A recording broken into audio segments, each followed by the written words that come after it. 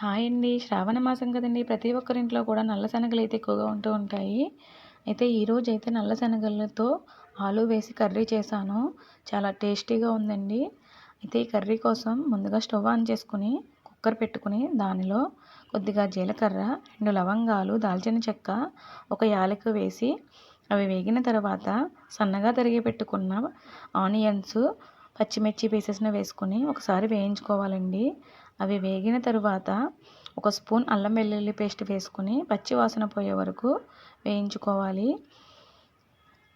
అలాగే కర్రీకి సరిపడా పసుపు, కారం కూడా యాడ్ చేసుకొని ఒకసారి వేగనివ్వాలండి. అవి వేగిన తరువాత కట్ చేసి పెట్టుకున్న ఆలు పీసెస్ని అలాగే నానబెట్టిన శనగల్ని కూడా వేసుకొని కొద్దిసేపు మగ్గించాలి. తరువాత సన్నగా కట్ చేసి పెట్టుకున్న టమాటో పీసెస్ని కూడా వేసుకొని అవి టమాటో పీసెస్ అయితే మెత్తబడే వరకు ఒకసారి మగ్గించుకోవాలి.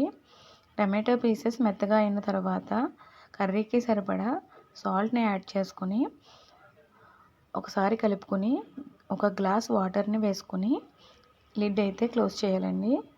అయితే శనగలు అయితే ఉడకడానికి టైం పడుతుంది కాబట్టి ఒక 5 విజిల్స్ రానివ్వాలి. విజిల్స్ వచ్చిన తర్వాత లిడ్ తీసేసి మనకి కర్రీకి సాల్ట్ అడ్జస్ట్ చేసుకోవాలి. సరిపడా సాల్ట్ వేసుకుని దించేసుకుంటే ఎంతో రుచికరమైన నల్ల శనగలు ఆలు కర్రీ అయితే రెడీ అండి. ఒకసారి ఈ కర్రీని ఈ విధంగా ట్రై చేసి చూడండి. చాలా టేస్టీగా ఉంటుంది. అలాగే మన వీడియోస్ కనుక మీకు నచ్చినట్లయితే మన ఛానల్ని సబ్స్క్రైబ్ చేసుకోండి. వెళ్తూ ఒక లైక్ చేయండి ఫ్రెండ్స్.